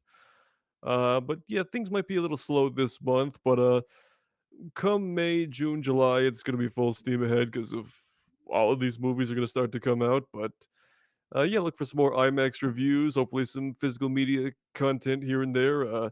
I've been working on and off about doing a live show of my own, so hopefully we'll get that up and running pretty soon here. But yeah, exciting things are in the pipeline. So Absolutely, yeah, and I love your merch reviews, the history of hype, and also the IMAX reviews are surprisingly in detail. Like you don't just do the it looks good on IMAX, go see it. Like you actually do a lot of research as to if them shooting on IMAX. mm, The resolutions, the aspect ratios, everything. You put a lot into those reviews, and they're very detailed, very informative, and I agree with everything you say oh, in thank you. those reviews.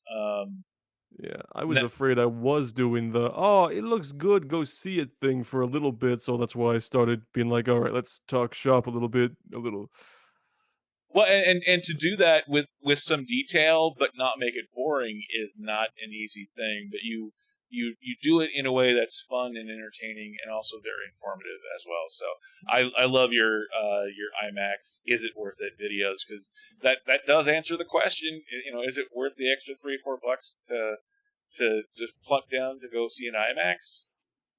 Yeah, and Yeah. yep, and a lot of people had that question about Avatar. I'll tell you that much. Yeah. Oh, yeah. You said 100,000 views on your IMAX video for that.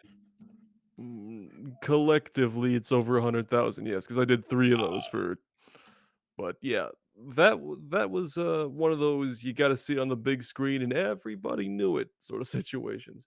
Nice. Perfect. And you have a Renfield video coming out for IMAX, so Well, I not can't wait. IMAX, but yeah. Oh, no, not for IMAX? Nope, it's just a standard release, but some Nice. sort of review I'll put out for it. Okay, nice. And I will have not an IMAX, but a Renfield review also at some point this weekend. So thank you for joining me, Cody. Yeah, thank Thank you for you. having me. Yeah, thank you for coming on uh, and bearing with me as we put together the podcast. And do you like the new look of everything? Do you like the comments? Do you like the new shiny toys of the podcast, the Dragon Movie Guy podcast experience? Yeah, it looks nice so far. I've been only watching it on the restream window, so all I'm seeing is Ah, black sand in our faces. But I've kind of peeked over at the YouTube stream, and yeah, look, some nice graphics going on there from what I can tell. So yeah, keep it up. It looks good. thank you, thank you, thank you. So thank you for coming on. Thank you everybody for watching live on the live stream and watching on replay. Thank you, thank you, Eric Thorpe Eric Thorpe reviews for being in the chat. Thank you, Sean Sean Jackson from Lost of the Real for checking in as well. So thank you everybody for joining us on the summer movie preview extravaganza, and we'll see you next time. See ya.